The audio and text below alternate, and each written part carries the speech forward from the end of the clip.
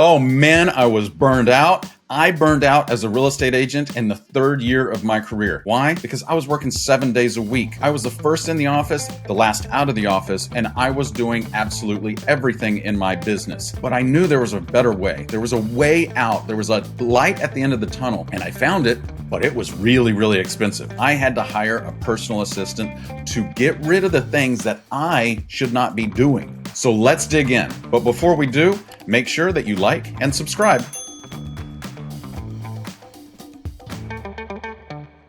Welcome to the Chris and Garry Show. I'm Chris Scott. I'm joined by my partner in crime here, Garry Kreth, and we're here to talk about all things real estate. And we think we know a thing or two about real estate. Collectively, we have over 50 years of experience doing it. And I don't know, that's like a half a century according to my terms. We're going to be releasing a brand new episode of the Chris and Garry Show every single Thursday. So be sure to subscribe to the channel and make sure you like this video while you're at it. But subscribe to the channel so you're going to get notifications. And every time we release an episode, you'll be the first to get it. Also, if you want to take the conversation a step further, if you're really digging what you see and what you're hearing, go over to thepaperlessagent.com. We've got a blog. We've got lots more videos. We've got lots more content for you to check out. But you can also check us out on Instagram at thepaperlessagent. Back to the topic at hand. Yeah. Burnout. Well, eliminating the boring stuff, right? So burnout's like one symptom of when we are doing too much. Yeah. I think about it like when it comes to your real estate practice, your real estate career, we get into these bottlenecks, right? But it seems like it doesn't matter what career you're in. You could be in real estate, you could be in any career, but you eventually get to the place where you have to trade up the activities that you do. Otherwise, you're not growing, right? You're not growing within your career. If you're just doing the same thing over and over again, there's no ascension. There's no growth taking place. There's a guru that I like to follow, and he talks about the difference between, spending your time. And this is especially important for solopreneurs, those of us in real estate, right? Where we are chief chef, cook, and bottle washer in real estate. And so we got to be really careful of not spending all of our time doing $10 an hour activities, right? Because that's very dangerous, right? The thing is, $10 an hour activities can be somewhat rewarding from a dopamine perspective. It's like, oh, I completed that task, check. I completed that task, check. I followed up with that lead, check. I did this, I did that. I posted this on social media, check. The problem is those $10 activities, they only make us $10 an hour or the equivalent of that. So you just nailed something right there. So I talk to real estate agents and brokers all the time. And when we talk about what are they doing, how are they going to grow, how are they going to actually hit their goals this year, they say, well, I'm just going to have to work harder. And I said, okay, here's my thinking is what if I came to you and you're my real estate agent and I came to you and I said, look, I don't want to pay you a commission. I don't want to pay you a percentage of the transaction. What I want to do is I want to pay you an hourly rate. And I asked these agents, what would you charge me per hour to work with me as a client? And I get, a wide range of numbers. The least amount I hear agents say is $250 an hour. Mm-hmm. And when they say that, I'm like, okay, all right. So what are you doing in your business that is not worth $250 an hour? That's the stuff that we're talking about. Right. That if you are doing the $10 an hour kind of stuff, you will never hit the goals that you set for yourself unless your goal is to stay exactly the same.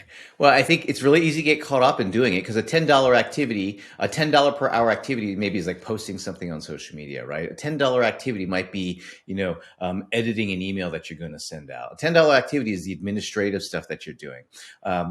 Confirming an appointment, a listing an appointment that you're going to have via email, right? Like those are all $10 activities that literally assistants can do for us, right? And virtual assistants can do for us. That isn't necessarily the solution or the answer. But what we really have to do is focus on what are the $100 activities that I might be doing, the $1,000 activities. And heck, this guru that I mentioned, he talks about what are your $10,000 an hour activities out there. And that really gets you thinking differently. Like, well, what can I be doing that would produce that kind of return in my real estate business? And, so here's the fundamental problem that we have in real estate. And you kind of talked about it for a second, is that we look at ourselves like we're solopreneurs, like we are lone rangers out here trying to run and operate our own business by ourselves. And the problem that I see is it works for a little bit, right? So as you're brand new in real estate, I would actually recommend do these things on your own.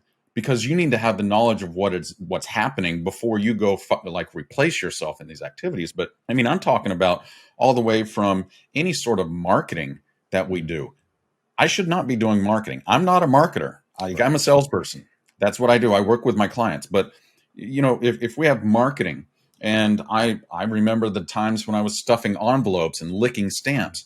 I remember when I would create my own folders for my clients and I would have to organize all the documents. I remember having to, when we got social media, creating all of my posts, shooting and doing post production on my video, and da da da da da. And then all of a sudden, I get a call from a client, and they're like, "I want to go see houses." You know what I do?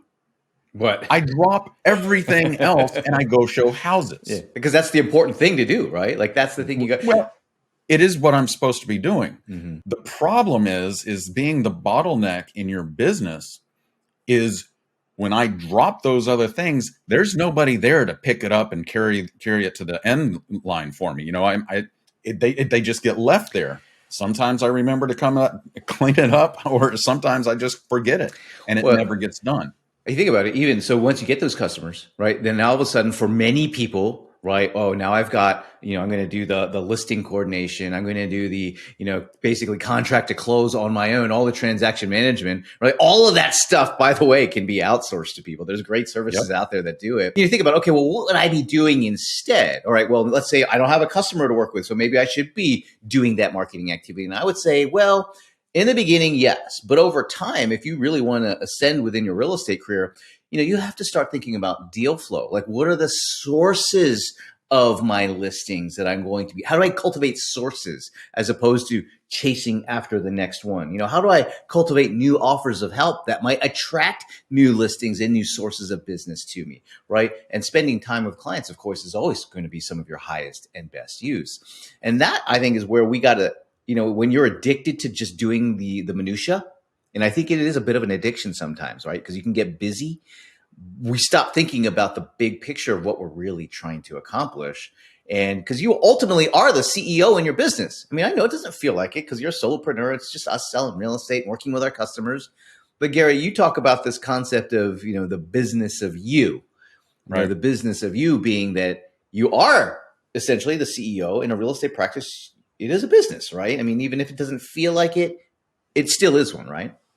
It is. And I think I would actually challenge everybody here to create an organizational chart of everything that needs to happen, all of the different roles. And I mean, you can go download one from a generic corporation and that they're going to be very similar. Mm-hmm. And then put next to that role, who's responsible right now for that? And what you're going to find for most of us, if you're a solopreneur, is your name is all over that organizational chart. Right. You are responsible for the marketing, the lead generation, the lead conversion, the administration, the sales, the accounting. I mean, you're responsible for the customer support. You're responsible for all of that until we change the mindset and say, you know what?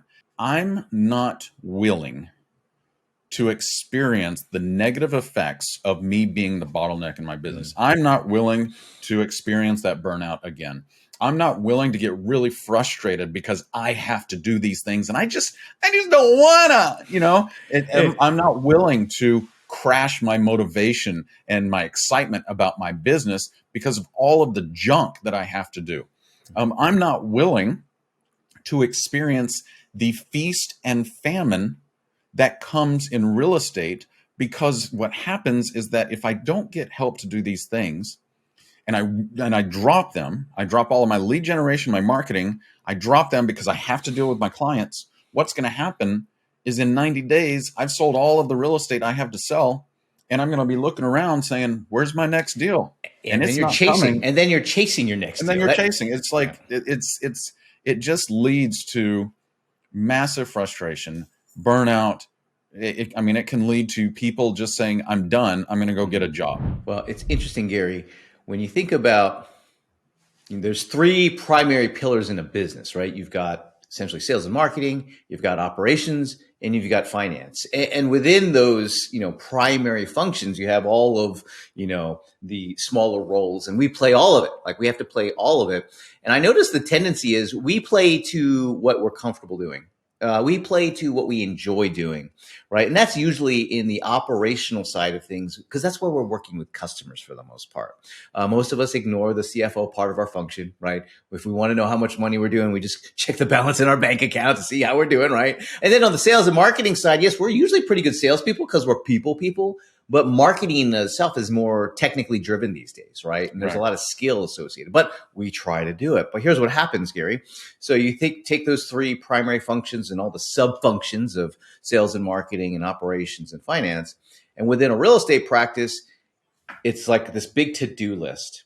And before you have a customer, it's this huge to-do list of, well, I got to post on social media and I got to prospect. I got to send these emails out. Oh, by the way, I got to make sure I close the books out because it's tax time. I got to make sure that happens.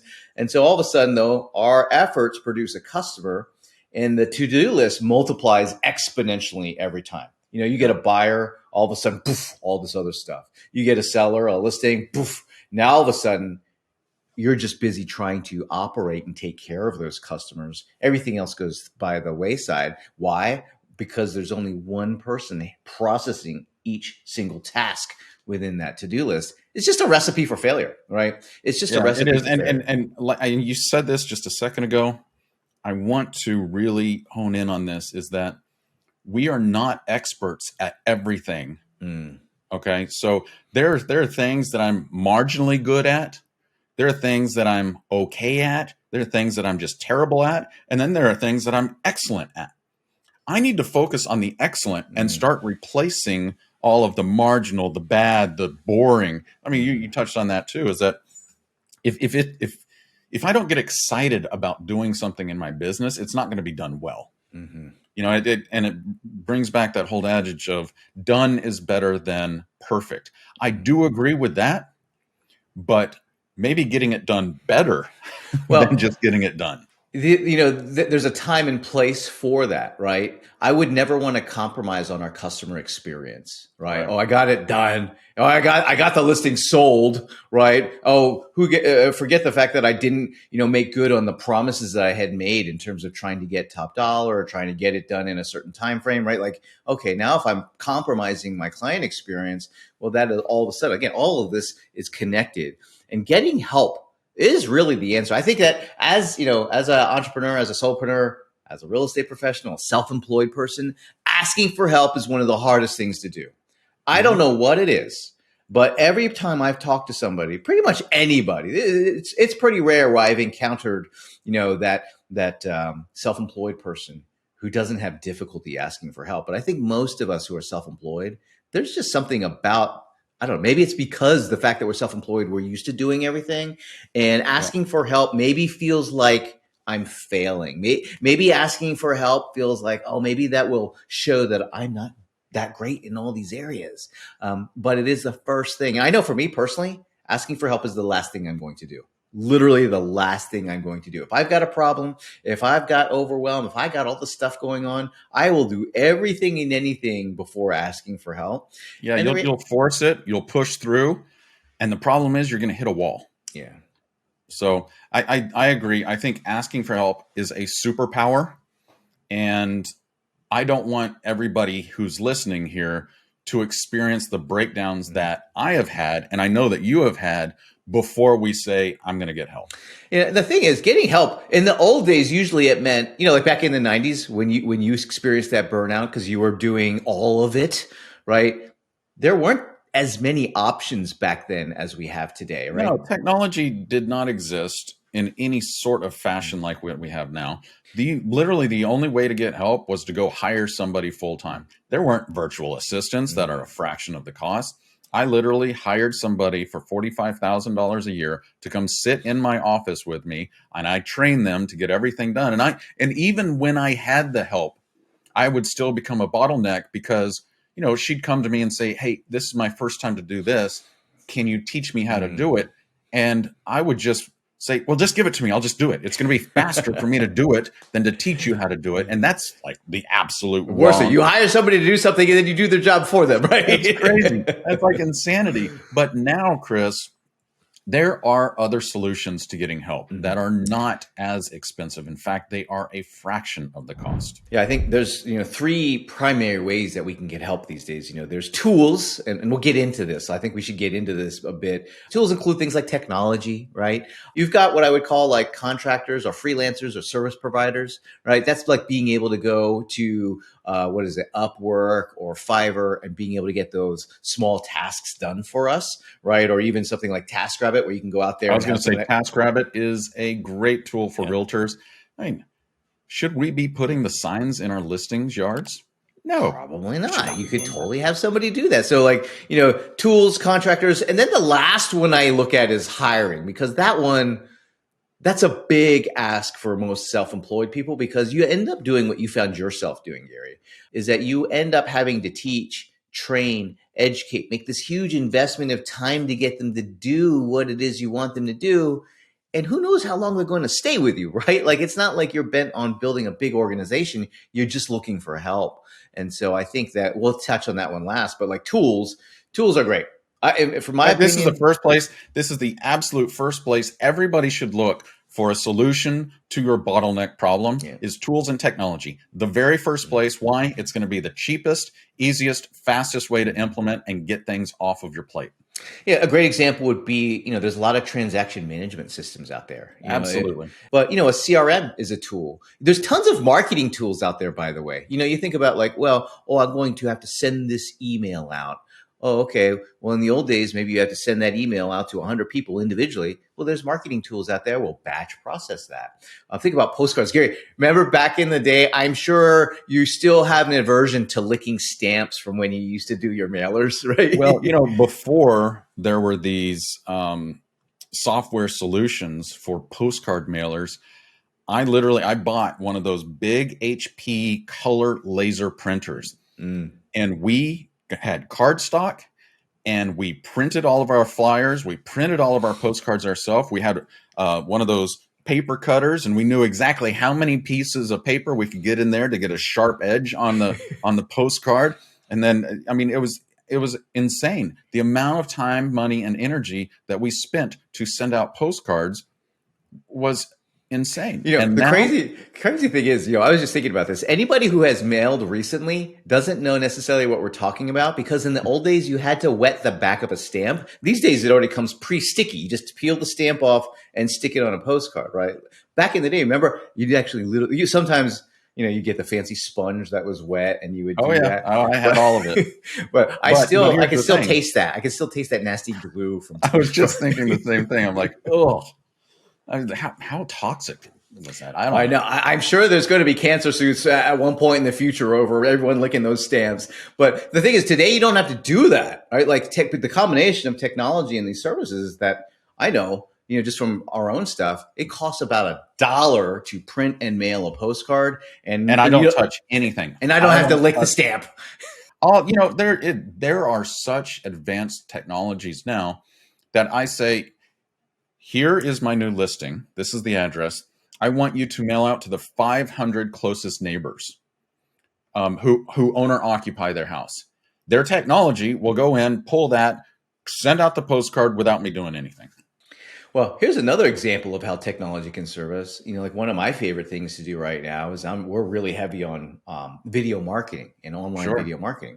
Well, in order to get that like actual exposure of our face, our likeness, we would have had to do things like go door knocking. We would have had to go to events. We would have to like literally get out there and maybe even stop by people's houses and stuff back in the day. Well, these days we can record videos. And even if I don't put it on like a video on YouTube, I could literally shoot a short video and text message it to somebody. Right. Chris, I got to tell you, man, I remember you're just sparking something in my head. I used to host home buyer seminars. I used to host home investor seminars, and I would rent out a room at the country club. People would all come in. I would sit there for hours and teach them about, what is this process like? What is it like to work with me? Now, I just hold this thing up, I shoot my video, and it gets out to thousands and tens of thousands of people instead of the 20 or 30 that I had in the room. The way I look at it is this: is part of my job as a self-employed person is to be on the lookout for what tools might save me time. Yeah. And so instead of just like shutting it, anything that might seem like an advertisement or something like that, instead of like, I'm not going to pay attention to that, I pay attention, because if it's a tool that will save me time, even if it's an hour a week, it's worth exploring. You know what I mean?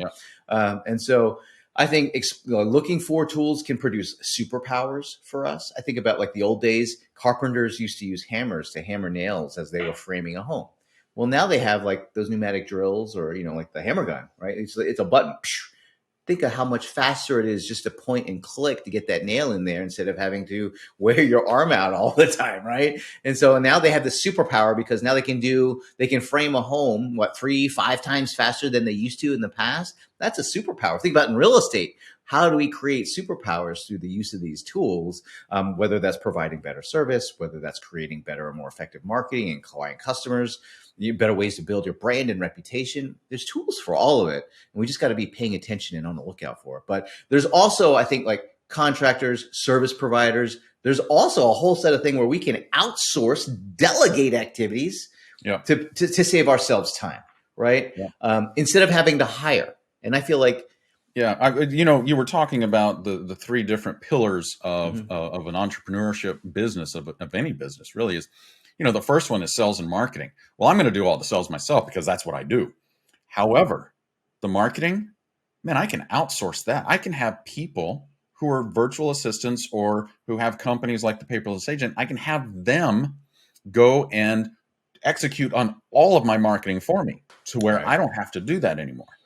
That's a beautiful, beautiful way to use contractors.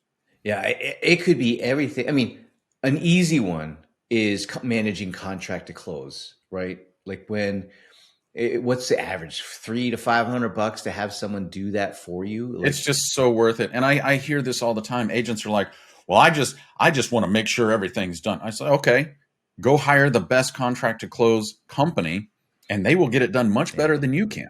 So well, if you're doing your own contract to close, you're limiting what you can personally do, because you can't manage 10 transactions. And if you want to be able to be like a heavy hitter, you got to be able to handle more than one transaction at a time. Yeah. You got to be able to handle a bunch of them, and you just can't do it if you're not even going to have the headspace, the time. We all have the same 24 hours in the day, right? And even if I gave you an extra hour, right? I know it's not possible. You're still not going to be able to do it. You're still not going to be able to manage all of that contract to close activity for more than a couple of deals. And so you have to there's other stuff too, Chris, is like TaskRabbit is a wonderful, wonderful service that I can just hire them to do the things that I don't want to do, or I don't have time to do. And so it could be something like dry cleaning, right? Like all those mundane activities, even that might be in your personal life that you don't want to do. If that frees up some time so you can spend more time on your business stuff, do it, right? Especially, and then also, you talked finance. There are bookkeeping services out there specifically for real estate agents. Heck, you could actually combine technology with a contractor service, because you could use Quicken or QuickBooks on your phone. You can track your mileage right here. You track absolutely every piece of income and expense. And then every month you have a bookkeeper reconcile your books. So here's what happens. You could actually file your taxes on time. But we as real estate agents, number one, should not be doing any of those things if we want to advance our career. And number two, there are very valuable solutions out there who don't cost an arm and a leg. That bookkeeping one, I think, is probably something that anyone listening to this probably won't do, but it is seriously underestimated. When you have a clean set of books that you have, I'm talking financial, having good financial records. It does more than just to let you, file your taxes on time. It actually allows you to focus on your sources of business. It allows you to focus on like reducing expenses. This is how we create profit margin. But without a clean set of books, you can't do it. It is literally impossible to focus on those things, because you don't know which way you're going. You have no idea. And so like that is something, and the best way to do it, because none of us are going to want to do that ourselves, get help. Have Yep. a bookkeeper do this. Have a bookkeeper, pay a little bit more for a savvy one who can point out saying, I notice you're spending a lot of money on this. I think we could expense this. Hey, I notice you're spending a lot of money here. Maybe we should look at maybe different services for this because you're wasting money, in my opinion, right? So get that help. Create profit in your business just by having somebody pay attention to those financial records. I think one of the things I like about working with contractors and service providers and all these things that we're talking about is you don't have to manage people. No, and that for me was a big headache is first training, because when you hire somebody, you have to train them to work the way that you want them to work. Training, and then on top of that, you have liabilities like payroll taxes, workforce commission, all this stuff. And then all of a sudden, what is inevitably going to happen is there's going to be some sort of dissatisfaction, and then you're going to have to document that dissatisfaction, and eventually you may have to terminate them, and then you have to document all of that, and then you get a call from the workforce commission saying they filed for unemployment, and then it's like this snowball effect. Gary, it sounds like you're speaking from personal experience here. I've never had that happen. Well, here's the thing. And not to mention, it's the most expensive route to get help. However, I will say is that when you get to a certain level in your production, this may be somewhere where you have to get help. Because you think about you will want somebody manning the phones. You will want somebody in the office. You will want somebody doing these things for you. Well, I was thinking even, it's not like hiring somebody, but let's say you have a buyer's agent working with you. That's a way for you to expand your operational capacity because now they can go show homes. They can go work with, and maybe you want to limit it. Say, I want to have a buyer's agent. I'm going to manage, I'm going to still do the listing stuff. Great. Now you have someone who's expanding your ability to operate. However, bringing on buyer's agents, that is a big undertaking. A lot of times people are like, I'm just going to have this person. It's going to be easy. No. The reason why it oftentimes doesn't work out is there's two. And I was talking to one of our friends and clients, Ted Williams up in Portland, Oregon, and he was explaining to me, some of the leadership and management problems that he was having as he was working with some of his folks. And it recalled for me like, oh yeah. When you're bringing on a buyer's agent, that is no different than hiring an employee. They show up differently. But you got to onboard them. It will allow you to have the freedom of your time back and maybe take a vacation. Yes. So, but you have to think about it really seriously and say, all right, what am I looking for there? Am I looking for someone just to be able to handle my overflow? Right. And that's one type of person. Do I have, because a mistake you might make is bringing on a new agent, right? And working with a new agent means you're going to be training that person for quite some time before they're ready to work. And you got to think about that criteria for what you're looking for. It's like, to your point, Gary, if you want someone who can walk onto the field and start working with buyers and give you an opportunity to take a break and go on vacation, they have to have the skills and experience already to just walk on and do that, because it takes a few years to really, understand how to operate in real estate. And I think over time you get to the point, maybe you're one of those folks who has designs to build a team or maybe even expand into a brokerage. Now you're playing at a different level. Now you're thinking about leadership. You're thinking about management. You're thinking about managing an organization. And I think for most of us, that's just not where we're ready to go quite yet. It's probably in a small percentage of total real estate professionals. It's probably less than 5% are ever going to aspire or really try to pursue that avenue. Right? Let's talk about, Gary, what are some of the first steps that somebody could take to start getting, eliminating this boring stuff or eliminating the things that we know we ought to do, but we're not doing? What are some of the first steps that we could take? Well, I think the first thing that we need to understand, and I don't think, most real estate agents I know have never taken the time to do this, is we actually need to create a list, that organizational chart, but create a list of everything that you are doing in your business. And now this might take a little bit of time to do because, it may take a month or two to actually create this full list, because you may only do certain things once a month and you may have forgotten, oh yeah, I forgot, I do that too.